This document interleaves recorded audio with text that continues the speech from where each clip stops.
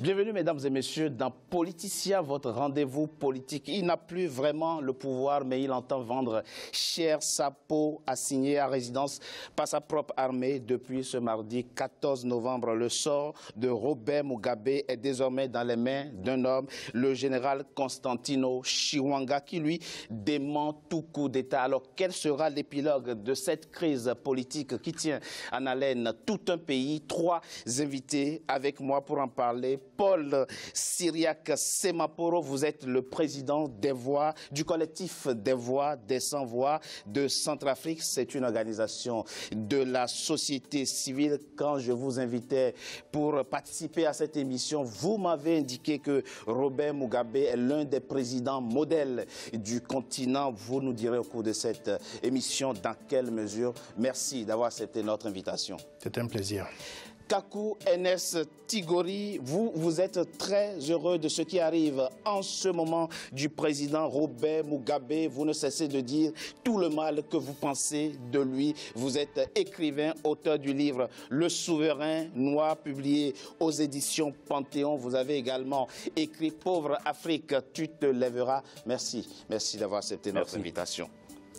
Je reçois également Salif Koné, vous êtes expert en sécurité et défense, vous êtes le responsable, n'est-ce pas, de la société Foulori, vous êtes spécialiste des questions sécuritaires et vous êtes fournisseur en équipement militaire. Merci d'avoir accepté notre invitation. Merci à vous. Il a tenu les rênes du Zimbabwe et de main de maître pendant 37 ans. L'infatigable Robert Mugabe voulait rester maître du Zimbabwe au moins jusqu'à l'âge de 100 ans seulement. Voilà, depuis ce mardi 14 novembre, il n'est qu'un président assigné à résidence. C'est un sujet de la rédaction signé Graziella Chakonté et Ashley Duprat. Le 15 novembre 2017, le Zimbabwe est entré dans la plus grave crise politique de son histoire. Tout commence le 6 novembre. Le vice-président Emmerson Mnangagwa, longtemps pressenti comme le successeur du président Robert Mugabe, est limogé pour manque de loyauté. Il quitte le pays. Dans la foulée, la première dame, Grace Mugabe, exprime ouvertement son intention de gouverner le Zimbabwe. Le malaise est de plus en plus palpable. Le 13 novembre 2017, l'armée sort de sa réserve et hausse le ton. Dans une déclaration publique, le général Constantino Chiwenga met en garde le président Mugabe contre les purges au sein du parti présidentiel, une situation inédite depuis l'indépendance. Quelques instants plus tard, dans la nuit du 14 au 15 novembre, l'abcès crève, les militaires prennent le pouvoir, mais démente un coup d'État. Nous souhaitons rassurer la nation que son Excellence, le président de la République du Zimbabwe, Robert Gabriel Mugabe, et sa famille sont sains et saufs et que leur sécurité est garantie. Nous ne faisons que viser les criminels autour de lui qui commettent des crimes qui causent la souffrance sociale et économique dans le pays pour les traduire en justice. Dès que notre mission sera accomplie, nous nous attendons à ce que la situation retourne à la normale. Pourtant, le message est clair. Des chars et autres véhicules militaires, déjà déployés dans les rues d'Harare, se sont positionnés près du Parlement, y établissant des barrages. Des blindés contrôlent également les accès aux institutions gouvernementales. Le président Robert Mugabe, lui, est assigné à résidence. Un militaire ne peut pas oser faire cela. Un chef d'État, le chef d'État est le commandant suprême de l'armée. Cela veut dire que le système ne peut pas faire marche arrière. S'ils font et renversent le président, que par exemple ils vont faire passer le vice-président, ça ne sera pas un coup d'État en soi. Et les militaires vont dire que ce n'est pas un coup d'État, mais que c'est une sorte de correction. Parce que le coup d'État veut dire que les militaires l'assument. Or, les militaires zimbabwéens ne veulent pas assumer le coup d'État, être les présidents. Un coup d'État qui ne porte donc pas son nom. Et une première pour un mouvement de libération au pouvoir en Afrique australe. La région va-t-elle l'admettre? Rien n'est moins sûr. Le président sud-africain Jacob Zuma, qui a dépêché sur place 2 envoyés spéciaux au nom de la communauté sous-régionale, la SADC, s'est dit opposé à tout changement contraire à la Constitution. I've taken a decision to send an envoy Face à la gravité de la situation, j'ai pris la décision d'envoyer un émissaire dans le but d'entrer en contact avec les forces armées et aussi rencontrer le président Robert Mugabe. Nous en saurons plus sur ce qu'il se passe au Zimbabwe. Je vais également envoyer un émissaire à son Excellence le président de l'Angola afin de le briefer sur son rôle de nouveau président de l'organe de la SADC chargé de la paix et de la sécurité. J'espère qu'il n'y aura plus de dommages de la part des forces armées et qu'ils seront aptes à respecter la constitution du Zimbabwe ainsi que leurs compatriotes zimbabwéens. Cette situation ne va pas aller au-delà de ce qu'elle est déjà, à plus forte raison que nous sommes désormais en contact avec eux ainsi qu'avec le président. Nous espérons que cette situation sera sous contrôle pour que la paix et la stabilité reviennent au Zimbabwe. Et malgré un calme apparent, la tension est à son comble à Harare. Emmerson Mnangagwa, l'ex-vice-président à qui on prête des relations très étroites avec les forces armées, a d'ores et déjà annoncé son retour au pays. Chers Zimbabwéens, restez calmes et restez à l'écoute des nouvelles nationales. Je suis de retour dans le pays et serai très occupé au cours des prochains jours. Mais le vieux lion ne semble pas avoir dit son dernier mot. Alors que les appels à la démission se multiplient, ce dernier a été contre toute attente aperçu publiquement ce vendredi. Stratégie politique de l'armée ou symbole de résistance. Pour l'heure, une chose est certaine, le peuple zimbabwéen n'est pas au bout de ses surprises. Monsieur Zemaporo, y a-t-il coup d'État au Zimbabwe, oui ou non? Il y a eu coup d'État. C'est tellement clair que, vu l'évolution de ce qu'il y en a, vu les réactions internationales et vu de l'Afrique du Sud notamment, qui a lancé un signal fort aussi aux militaires de la place pour dire que non, ils n'accepteraient pas un changement en tant que tel. Ils avaient pensé qu'en faisant ce coup de force, ils allaient contraindre le président Mugabe à accepter de signer sa démission. Mais c'est sans compter sur sa mentalité, sa pugnacité, et il a résisté et il a compris que non, il n'était pas vraiment, sa vie n'était pas menacée en tant que telle. Il pouvait jouer dessus, alors il a haussé le ton, il leur a dit non, il ne démissionnerait pas, il peut faire aller juste. Vous comprenez sa position dans sa situation actuelle, vous comprenez? Je comprends parfaitement sa position, je suis d'accord qu'il ne puisse pas démissionner, parce que le fait de toujours donner l'occasion à l'armée, de toujours intervenir dans les actions politiques n'est pas une très bonne chose. Quoi qu'il arrive, cette armée a toujours joué ce rôle. Même en 2008, lors des élections, quand Tsvangirai allait passer, l'armée a joué ce rôle encore. L'armée a imposé, s'est imposée. Sous l'impulsion, effectivement, du vice-président Emmerson Mnangagwa à l'époque. Mais le général Constantino Chiwenga dit que ce n'est pas un coup d'État. Notre action vise tout simplement à purifier l'entourage du président de la République, fait de criminels qui appauvrissent le pays. C'est un argument que vous comprenez. Aujourd'hui, on l'a même aperçu, on l'a dit, on l'a vu dans l'élément, on l'a même aperçu à une cérémonie de remise de diplôme. Tout à fait. Je comprends parfaitement son point de vue, mais c'est un coup d'État qui ne dit pas son nom en tant que tel, parce que la tentative a échoué en tant que telle. Eux, ils ont voulu faire ça genre bien, pour ne pas qu'il y ait effusion de sang. Mais ils avaient des complices un peu partout. Le vieux n'avait plus la main. Qu'est-ce qui a échoué? Ce qui a joué, c'est quoi? Le vieux n'avait plus la main. Ce qui a fait quoi? En fait, c'est quoi? Ils ont vu que il était adulé, malgré que c'est un dictateur, mais dans son pays, il est aimé. Et puis les gens souhaiteraient l'accompagner jusqu'à ce qu'il puisse quitter l'armée, le pouvoir lui-même, lors des prochaines élections, ou alors quand il va peut-être mourir un jour. Il a les possibilités, et parce qu'il met des coups bas à tout le monde pour pouvoir aller jusqu'au bout. C'est pour cela les gens voulaient. Les gens ont compris que non, il serait mieux pour leur pouvoir à eux-mêmes, ceux qui vont venir gouverner le pays demain. Il ne faudrait pas donner cette occasion aux militaires de pouvoir faire ce genre d'action et puis accepter. Donc il fallait nécessairement y aller doucement. Mais ils ont vu que si aujourd'hui il s'est présenté à une cérémonie officielle, mais ça veut dire que ils n'ont plus la main sur le mouvement. Ils commencent à reprendre. Ils n'ont plus la main. Ils n'ont plus la main. Monsieur Tigori, le président Robert Mugabe serait très aimé au Zimbabwe, dit monsieur Zemaporo. Effectivement, depuis ce mardi 14 novembre, on n'a pas vu des Zimbabwéens descendre dans la rue manifester leur joie. Ils ne sont pas non plus descendus dans la rue pour apporter ou pour manifester contre ce qu'on peut appeler les putschistes. Ils observent tout ça avec une forme de distance et de sérénité, une maturité politique rare, dirons-nous. Non, je ne pense pas. Ah, vous ne pensez pas, dites-nous. Disons que je ne suis pas d'accord avec mon voisin. D'abord, comme les militaires l'ont dit, ce n'est pas un coup d'État.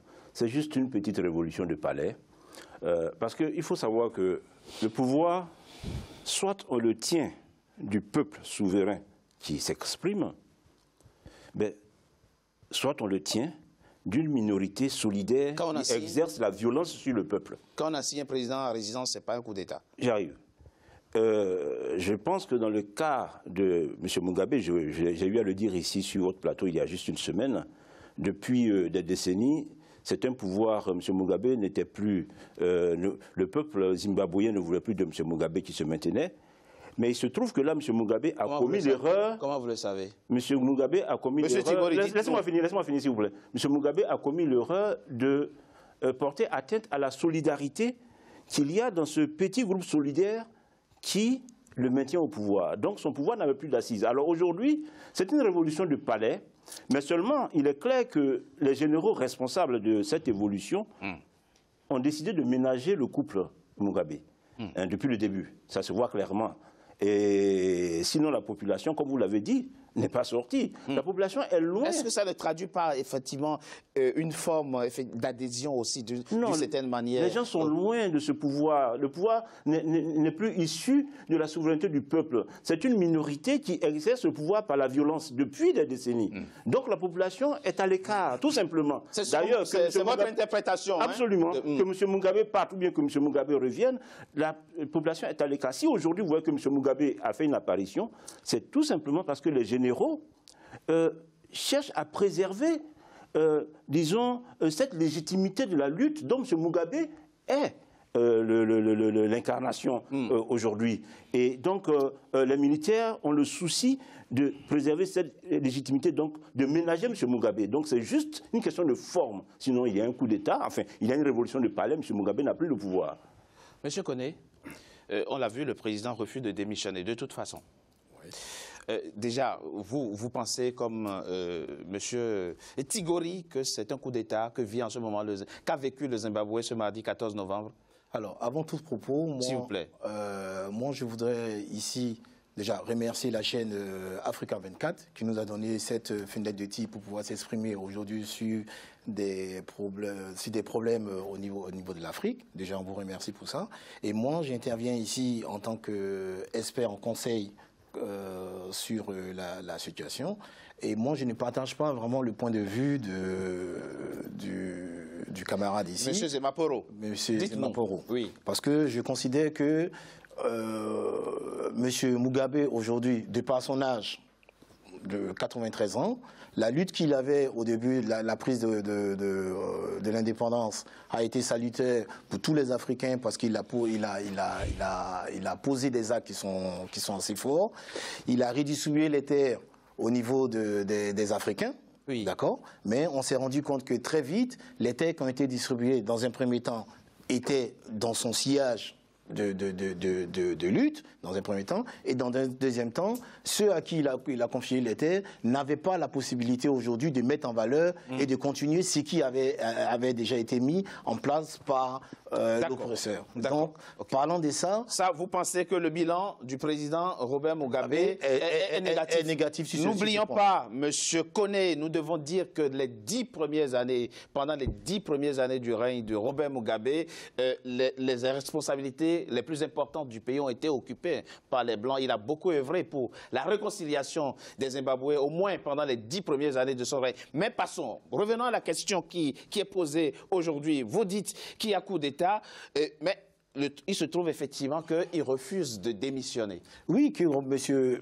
Doit-on accepter qu'un coup d'État se produise encore sur le continent? Non, pour respecter les institutions, nous dirons non. Dans la forme, nous dirons non.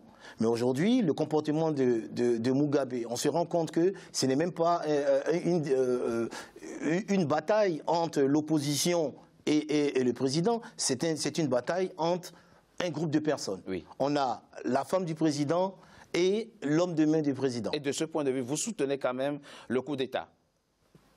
Moi, mon point de vue personnel, oui, je dirais que M. Mugabe doit démissionner. D'accord. M. Mugabe doit démissionner, dites-vous. M. Tigori, on peut aussi se demander pourquoi on ne le laisse pas tout simplement finir son mandat, puisque la présidentielle est prévue pour 2018. Oui, mais... Quelle est aujourd'hui l'urgence de le déposer? Je vous ai expliqué que M. Mugabe tient son pouvoir de la solidarité qu'il a avec un petit groupe qui exerce la violence. Aujourd'hui, il a rompu, disons, sous l'influence de son épouse, des ambitions de son épouse, il a rompu cette solidarité avec ce petit noyau qui exerce la violence sur le peuple. Donc son pouvoir n'a plus de base. Soit vous l'avez, votre pouvoir du peuple souverain, soit vous l'avez de ce petit groupe solidaire. Il n'y a plus la solidarité, donc son pouvoir n'a plus de base. Alors, nous n'allons pas... Je vous ai dit la dernière fois que ce que nous pouvons espérer, c'est que la ZANU-PF, disons, s'affaiblisse pour que le Zimbabwe connaisse une nouvelle ère qui soit beaucoup plus positive pour ce pays. Et c'est la nouvelle ère qui s'ouvre avec ce coup d'État du mardi 14 novembre. J'espère, parce que ce que vous devez savoir, c'est que même ici en France, sous De Gaulle, la France a risqué un coup d'État. Donc rien n'est jamais acquis de façon définitive. Ça fait des décennies. Rien n'est jamais acquis de façon définitive dans l'organisation, dans les institutions d'un pays. Il appartient aux dirigeants politiques d'être responsables, de sorte que, disons, le jeu politique se passe de façon civilisée. Alors, quand on parle de coup d'État, quand M. Mugabe, depuis 2000, se maintient par la force, par l'oppression contre les opposants, mais... Monsieur Tigori, vous êtes écrivain, vous êtes en train de soutenir l'idée que des militaires peuvent déposer un président qui est en plein exercice de son mandat constitutionnel. C'est ce que l'intellectuel et l'écrivain que vous êtes soutient à cette table. Ce sera votre point de vue. Oui, quand on n'est pas en démocratie, l'usage de la force peut être utile. Et je considère qui juge si on est en démocratie ou pas. Je considère que le Zimbabwe n'est pas un pays démocratique. Je vous ai dit la dernière fois que cela fait bientôt 20 ans que les Zimbabwéens ne veulent plus de M. Mugabe, mais qu'ils ne peuvent pas s'en défaire. Mais quand savez-vous? Ce petit noyau, aujourd'hui, qui dépose M. Mugabe, mais c'est ce noyau-là qui le maintient depuis... Comment vous savez? C'est important pour nous que vous clarifiez votre point de vue. Comment savez-vous que les Zimbabwéens ne veulent plus de Robert Mugabe? En 2000, M. Mugabe a organisé un référendum sur la Constitution qu'il a perdu, un plat de couture. Et Tsvangirai, l'opposant avec son parti, était en pleine ascension, mais on sait très bien quelle est l'oppression que ce parti a subie. À tel point qu'un candidat à la présidentielle qui est en tête au premier tour, refuse même de participer au second tour pour la sécurité de lui et de ses partisans. Vous comprenez? Donc, on n'a pas besoin d'autres schémas. C'est pour vous l'indice exclusif qui vous permet effectivement de dire que les Zimbabwéens... Il y a la question économique. Il y a la question économique. Les Zimbabwéens fuient le pays, ça ne va pas, il n'y a plus de monnaie. C'est le dollar américain qu'on utilise au Zimbabwe. Ce pays, c'est un pays failli. Il y a d'autres pays du continent qui utilisent aussi des monnaies qui ne leur appartiennent pas. Mais bon, on ne parle pas de la même chose. Monsieur Semaporo, vous nous avez dit que le président Robert Mugabe est un président modèle. Quand même, sans être excessif, expliquez-nous en quoi, effectivement, vous pensez que le président Robert Mugabe est un président modèle sur le continent. Je fais allusion à la force du président Mugabe en disant que non, c'est un homme qui a du poing. C'est pas... Parce que je ne le considère pas comme les autres chefs d'État africains. De tous nos chefs d'État, pour la plupart, ces gens-là, ils ne travaillent pas pour leur pays en tant que tel. Quand bien même l'image que l'Occident veut donner de Mugabe, c'est ce qu'on a toujours eu accès par les médias. On diabolise. Ça, c'est l'instrumentalisation. On instrumentalise le peuple. Là-bas, vous avez vu, est-ce que le peuple s'est soulevé pour dire que non, on est contre. Ils auraient dû manifester leur joie, même si ce n'est pas dans la capitale. On aurait dû voir dans l'arrière-pays la population sortir, manifester leur joie. Mais cette population a un profond respect pour M. Mugabe. Malgré tous ces frasques, malgré ces déboires, les gens savent, ils sont en train de l'accompagner petit à petit de manière à ce qu'il puisse terminer son quinquennat, son mandat, lors des prochaines élections. Vous savez, il est candidat. Mais quand on a une épouse... Investi par son parti. Investi par... Il est candidat encore, mais les élections auront lieu au mois de décembre. Mais quand on a une femme qui est à côté de nous, en fait, la femme a joué un rôle terrible. C'est à cause de sa femme là que tout est arrivé là. Mais il est aimé de cette population. En fait, les gens l'acceptent comme tel parce que c'est l'icône de la lutte de la liberté. Et parce qu'il prône, il a toujours cette force et il a l'audace de défier les grandes puissances en tant que tel. De dire que non, c'est des gens qui veulent nous oppresser. Et puis c'est vrai. Pourquoi il a donné des explications? Pourquoi est-ce que les Américains ne veulent pas qu'il y ait de l'aide qui arrive des États-Unis vers leur pays, mais ils envoient quand même des chasseurs, des Américains vont chasser là-bas, ramener des trophées, tout ça, c'est des instrumentalisations. Quand on veut faire disparaître, on veut vous salir, on va monter de toutes pièces des images ou alors des actions bizarres sur votre compte pour prouver que vous n'êtes pas bien. c'est un grand monsieur, il a fait des erreurs, on accepte, on reconnaît qu'il a fait des erreurs, parce que pour se maintenir au pouvoir en Afrique, c'est pas donné, et il y a toujours des calculs politiciens derrière ces manigances, ces jeux, mais c'est un homme qui est aimé, qu'on le laisse continuer et que l'armée arrête, que l'armée reste dans ses casernes, que l'armée, il faut que ce soit les élections qui puissent changer les hommes qui sont en place. On doit se mettre ça dans la tête avant d'avancer. Très rapidement, cette dimension du personnage que décrit M. Semaporo, c'est quelque chose auquel vous adhérez? Oui, c'est quelque chose qu'on adhère et qu'on respecte aussi. D'accord, parce que cette lutte, au travers de toutes ces années, ont forgé le caractère des Africains. Voilà, mais aujourd'hui, M. Mugabe, excusez-moi, a 93 ans et qui veut se présenter encore aux prochaines élections. Aujourd'hui, les présidents à vie. Aujourd'hui en Afrique... L'ancien président sénégalais Abdoulaye Wade a l'habitude de dire que la vieillesse n'est pas une maladie. Oui, mais nous savons très bien que quand on arrive à un certain âge, vous voyez sur les télévisions, le président Robert Mugabe, à certains moments, qui s'endort pendant des réunions, on se pose la question, est-ce qu'aujourd'hui, il est lucide, il a toute sa tête pour pouvoir aujourd'hui apporter le pays vraiment vers les grands enjeux à venir. Je propose qu'on marque une courte pause, on se retrouve dans quelques instants pour décrypter les origines de la crise politique qui secoue en ce moment le Zimbabwe. À tout de suite.